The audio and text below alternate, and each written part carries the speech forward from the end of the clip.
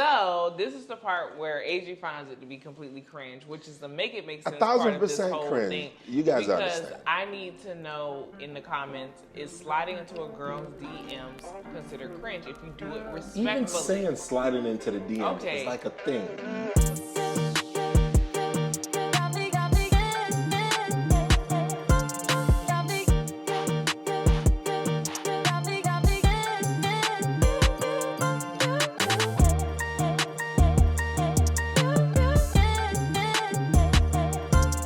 What is good, y'all? It is your boy Adrian. Of course, we have the beautiful LaShow and this is the Make It Make Sense podcast. After Dark edition. I can't believe because I'm feeling faded and X-rated. It's Mr. Nasty. That face is getting worse every time you do that. Oh yes, baby. It's Mr. Nasty. Has anybody actually guessed what movie that comes from? I did not see anyone guess the correct movie. Y'all tripping. Your black card's about Come to be on, revoked. y'all. If you're black, if you're not black, you need to still. That's what we're gonna do with y'all in the comments. We're gonna play black card revoked. But we got a lot of different people. We're gonna play Chinese card revoked too. And Asian card, Babe, focus. Leave it alone? Yes. Anyway, this episode is about something pretty specific. It's very personal to us. And we, she's way too excited to get started. We have titled this episode, Shoot Your Shot.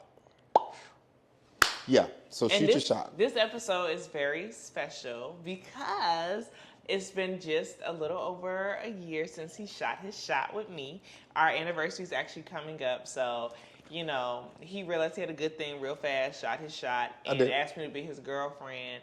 All within, like, what was that, a month and a half of you shooting your shot? Like, end of March, I was your girlfriend by May 1st. So we're coming up. You gotta lock it in. Listen, gentlemen, hey, when you find your unicorn, lock it in. That much I'll give her. She's it's kind of obvious that she's a really special girl.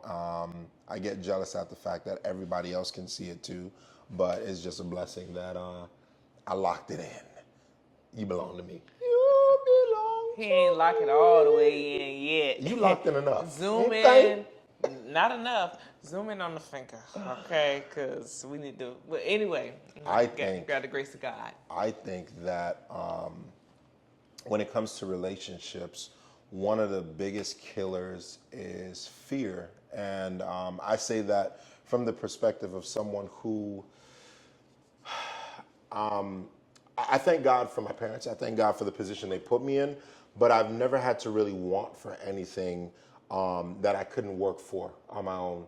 And when you talk about relationships, it's easy to get a friendship. It's easy to be cool with somebody and kind of find your tribe that way. But when you get to that level where you're looking for a relationship, that can kind of be a little hard. It can be a little intimidating, just knowing that everybody has their own thing that they got going on. And how could you interrupt somebody's life to be like, hey, stop, be my girlfriend, So I want to say, okay, so first of all, we got to take it back, all right, to the origin story. It's like the origin. I don't even of like the how X-Men. she's talking right now. Okay, we have to take it back to how we first met. You want to tell it or should I tell it? I'll tell the first part. I know the juicy part she wants to tell, but I'll tell the first part. Okay. So many of you guys know, if you don't know, now you know, that I'm a musician, and I was playing one day, and this lady walks in to the establishment, and immediately, I mean, come on, look at this crown. You see this hair. It's very difficult to ignore. I see her walk in, and beautiful girl, but because of my timidness, I see her, we actually lock eyes several times. But of course, I'm not trusting myself. Like, maybe she was just looking around, and I completely let it go. But I never forgot her face. I never forgot the vibe that she made me feel when we locked eyes, even for a couple moments. So that was the first event, right? Unfortunately, it was months after that when we made our next contact. But funny enough, I spoke to someone else, and I was like, yo, what you think about this girl? And they gave me some, like, they weren't trying to be negative, but they gave me a comment that made it feel negative, and I was like, maybe I shouldn't shoot my shot. I don't think I'm perfect for, getting a number or probably even getting a a date or whatever, so I let it go. Timeline, that was November of 2023. Dang, you dropping dates. Yes. Okay. That was November of 2023, because when we locked eyes, I remember in my mind, I was like, oh, he's handsome. And I remember thinking, I don't know why it just stood out, like locking eyes with somebody. Like you lock eyes accidentally with people all the time. Like, ooh, child, I didn't mean to look at you. You know, you look away. But when I locked eyes with him both times, I was like, I don't know what I'm feeling right now, but it felt like something. But he didn't shoot his shot. And honestly, right after the sermon, I left because I had a date. The devil. Okay? The devil gonna be there. If you don't shoot your shot, the devil gonna be there. I had a brunch date. So fast forward a few months, and I was asked by my stepfather. He's not with my mother anymore, but for the sake of this, we'll call him my stepfather. My stepfather's mom, so let's say my step-grandmother, or for this sake, my grandmother, she would ask me to host events from time to time. So she has a clothing line, and she asked me to host an event for her, and I actually almost didn't do it because I didn't feel like it. I was like, I don't feel like doing this. It's free, it's for family, and I was just like, oh. So I suck it up and I go do it. She probably will watch this like, you didn't want to do it? My bad. But I didn't feel like doing it. I didn't feel like doing it, and it wasn't anything with her. It's just I didn't feel like it. Hosting takes energy. I do the event. Of course, there's a photographer and everything like that. And then on my side, after that, I don't know anything else that happens. I just get a DM. But for him... Well, I could fill it in. So...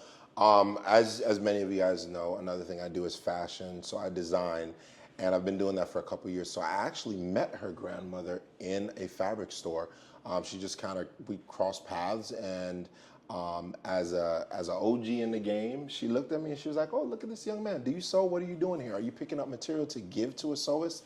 And I was like, no, I'm just picking up some material that I can experiment on. So we locked in, exchanged numbers, and for years, actually, her and I, we developed a relationship. And I was just telling some of the producers here at the show that I really do enjoy people. I think everybody has something to offer, and definitely your grandma had something to offer. So we locked in over some years, and that same show that you're talking about, she invited me to the show, and I couldn't go because I was out of town. That'd have been crazy if you would have actually That'd been have been there. Wild, Who knows what would have happened, though. No, but honestly, I really wasn't talking to nobody like that. I was in my own world that whole time. So if you would have been there and actually spoke to me, we probably would have been able to have conversation. But unfortunately, I did not go to that show.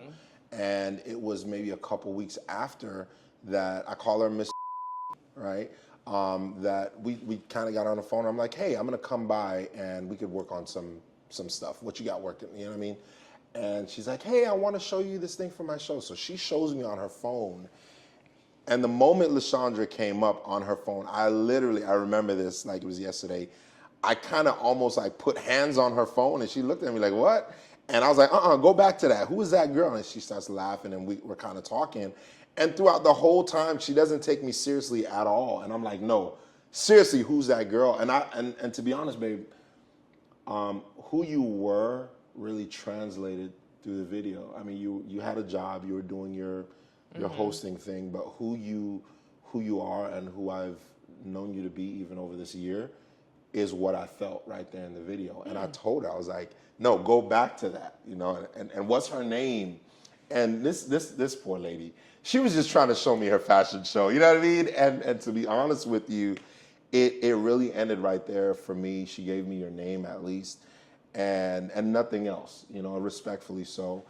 And so I took it to the next level. I know this is your favorite part, baby, so go ahead. So this is the part where AJ finds it to be completely cringe, which is the make sense part of this whole cringe. Thing. You guys because understand. I need to know in the comments, is sliding into a girl's DMs considered cringe if you do it respectfully? Even saying sliding into the DMs is like a thing. But you did it so respectfully. So he sends me a message, you all, and in the message, he's just like, hey, I don't normally do this, but I ran across your pictures, or I was at. Oh, I done gave the whole government, huh? Lord Jesus, we're at I was at her house, and looking at pictures of her event, and I saw pictures of you, and I thought you were beautiful, and she spoke so highly of you, and you sound like a beautiful person or woman I would love to get to know. And he spelled everything correct. I'm a past secondary English teacher. That's important. He spelled everything correct. So I said, who is this? I said, well, let's see if he ugly. So I go to his page, and he wasn't ugly. I said, oh, this is the guitar man from church from months ago. I still remembered him because I remember thinking that he was handsome. So I scrolled down his page a little bit. I said, okay, he designs clothes, blah, blah, blah. So I respond back, and he can't remember. I didn't realize at that time I wasn't thinking about the fact that he's a musician, and they play at multiple churches. I'm like, I saw you at church before. And he was like, which church? He started listing like several churches. I'm like, no. So from there, the other ironic part was just the synchronicity. My little cousin actually was his student. Current student. Yeah. Several of my mentors had done work with him or been around him and spoke very highly of him. Anyone, if you ask the city anything about him, they know him. His name is spoken highly of. It's a thing. So for me, I was like, matter of fact, one of my mentors was just like, that's a husband. And I said, well, okay, I'll go on a date with the man. You need to write me a check talking about that's a husband. It costs to be the boss. Okay? So we're going to talk back to you. You know who you are, Mr. R. You need to write my mentor a check. All my mentors, they spoke very highly of you. But what I'm saying, so when we talk about shooting your shot, right? Had you not, like, here we are, right? You shot your shot at the end of March of 2024, and it's April 2025. And here you are, and here I am on the couch. We're making a podcast together. Yeah. Right? And we're in a relationship together going on a year at this point.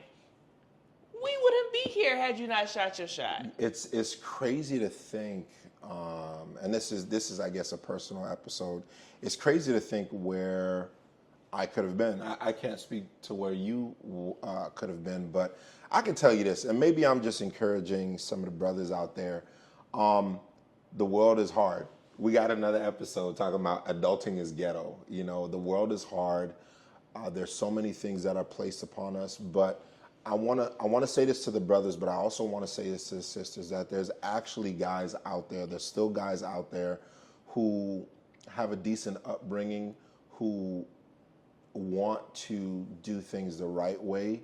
I don't take any credit for that. I grew up around my boys, and I talk about these boys, man. When I tell you, these guys are my heart, my foundation, man, because even though we're all in like different cities now, we're all doing our own thing.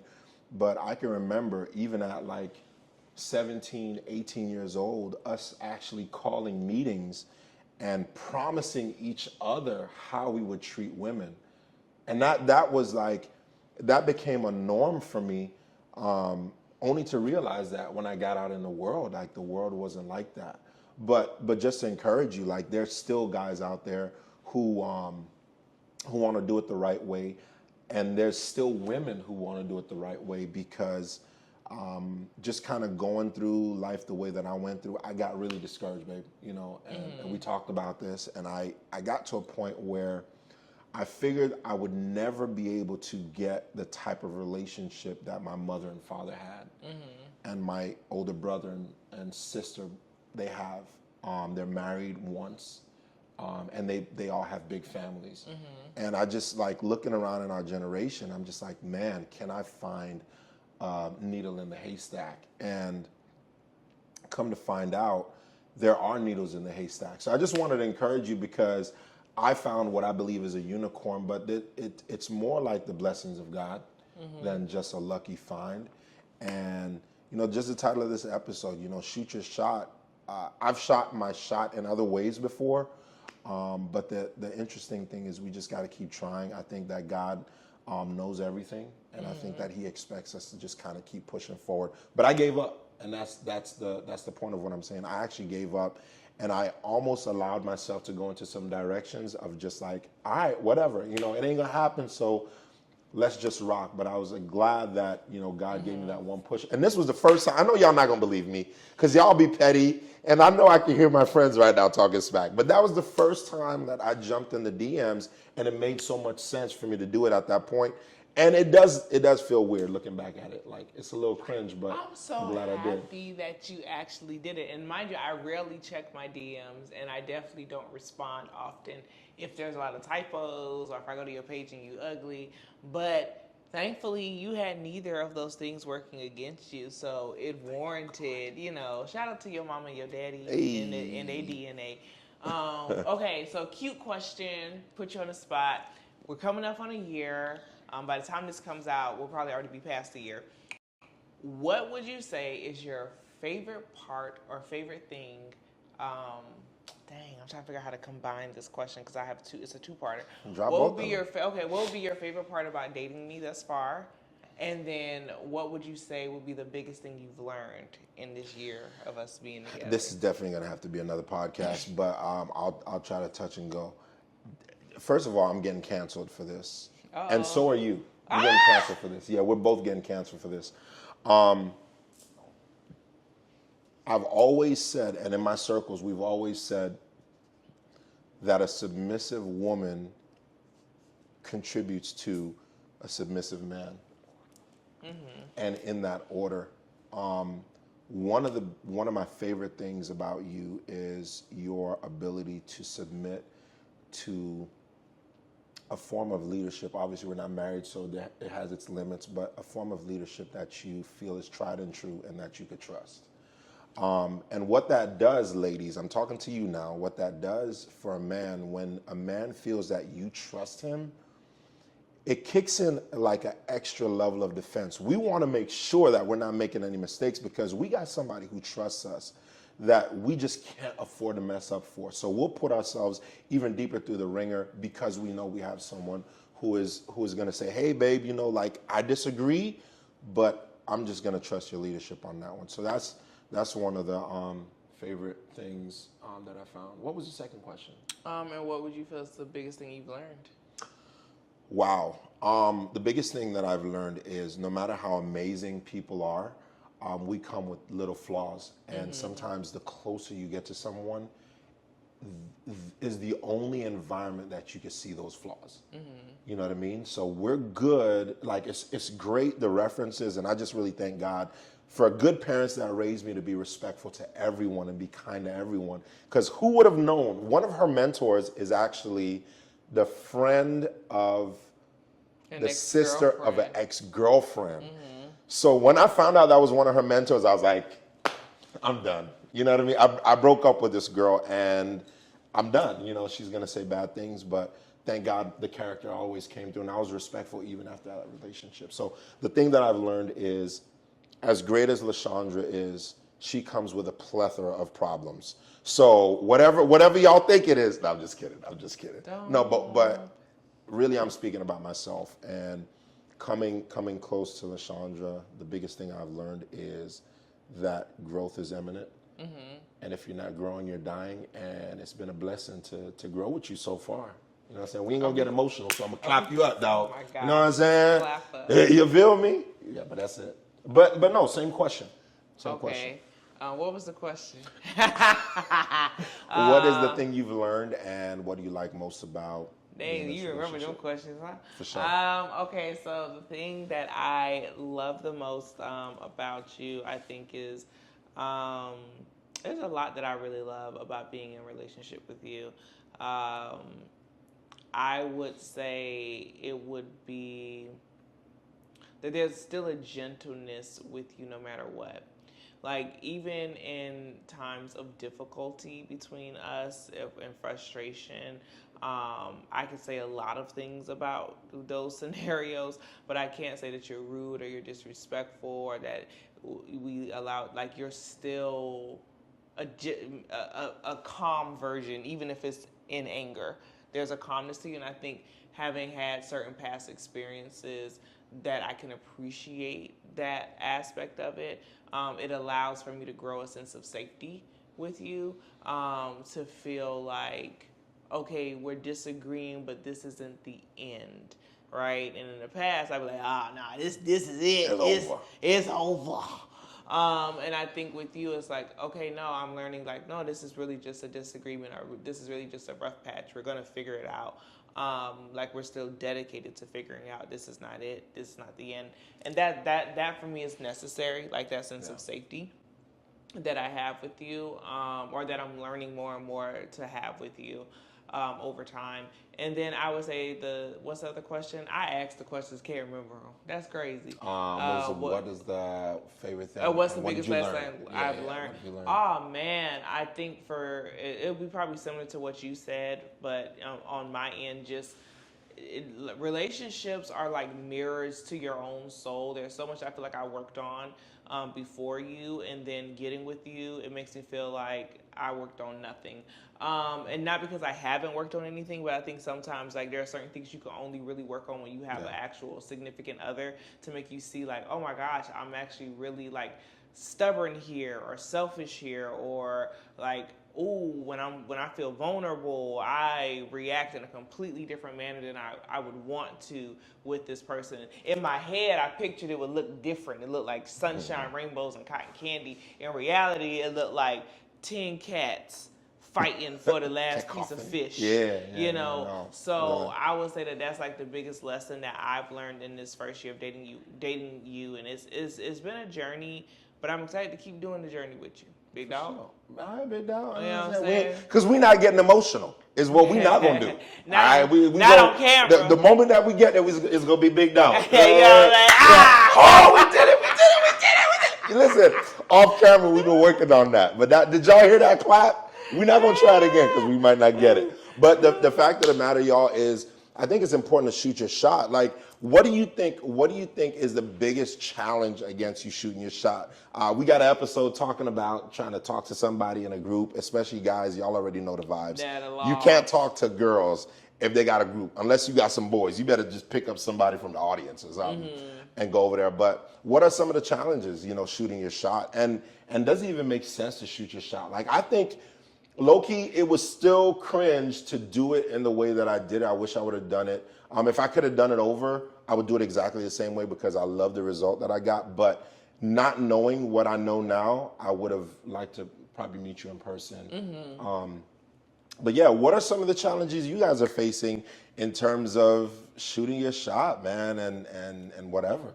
And I would say this. I'm happy. There's no other way that I think we could have met, because I never would have made a first move. My first move would have looked like me saying, "You played great at church today." Like, that's as close to it. I'm not one of those. I'm never going to tell a woman, "Ladies, go up to a man and invite him to coffee." I'm not that person. If that's what you like to do, that's what you like to do. That's just not the advice I give. I do believe that a man, when he wants something, he gonna go out and get it. So can I tell you though? Can I tell you like an honest truth? If I would have asked you for a coffee date? If you would have at least given me that, like, hey, the music was good today, then I would have been able to. If I didn't have a date to get to, I would have. I'm so reserved. I've never, like, just walked up to a girl and be like, yo. But look what you did. I don't even know how to do that. Like, walk up to a girl and be like, yo, let me get your number. I've never, believe it or not, it may seem, but I've never approached a girl like that. But look at God. Look at God. He knew. He knew. He knew how to work it out. He knew how to work it out and make me, different in that light. So I'll take it. I'm happy that you ain't. And it's funny that we mentioned God, and we're not like, I think that our relationship with God is a really good relationship. It's not one of those that you are like unreasonable, because I feel like sometimes we get some people who believe like we believe get so connected to this idea of God, and we forget that He placed us on earth to really like vibe here. In fact, that He came to have us live and have life more abundantly, right? So I don't think we're that, but I think it's important to note that we believe that there's something bigger than us, and if there's something bigger than us, that is what we call God, that is concerned about us, that He kind of has an idea of your future. He lives in the moment and in the future. So He's one that, you know what I'm saying? He's one that you could trust, and I feel like we have to maintain an open ear. And some people say the universe and whatever. I think that we'll get to a point where we can really understand that the universe is not really a thing. It's just it's another kind of thing. But maybe you got to take us to another podcast. Yeah. You know that, right? Yeah, but I do want to say that that we don't have to do everything on our own, but especially when you look at relationships, the best version of relationships are described by this one that we'll call a creator and all that stuff, because he's like the foundation of relationships. So you lock in there, and then, you won't be discouraged. Because I was so discouraged. Trust me, he wasn't alone in that.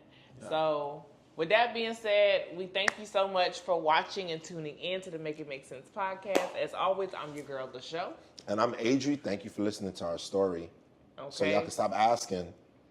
And then also, drop in the comments, have you ever shot your shot? Did it actually work out for you? Are you with that person now? That's ladies and men, because even though I didn't shoot mine, maybe you shot yours and it's working beautifully for you. Or you responded to a shot, because that's important too. Because you could have just ignored the DM and just been, but like, was cute. I appreciate that. You fine or whatever. Yeah, we might have to end this podcast. Okay, you playing. All right, so remember, life can be chaotic, but if we're gonna survive it, you gotta make it make sense, y'all. See you next time.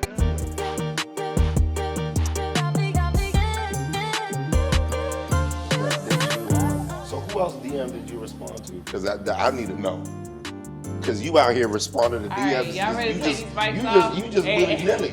Was that a first? Cut. Because I told you that was the first time that I went into the DM. Baby, but you was real silent. I just don't think you need He was real silent. Why you taking off your bike? Baby, we gotta take the bike off. It's time to end the pod.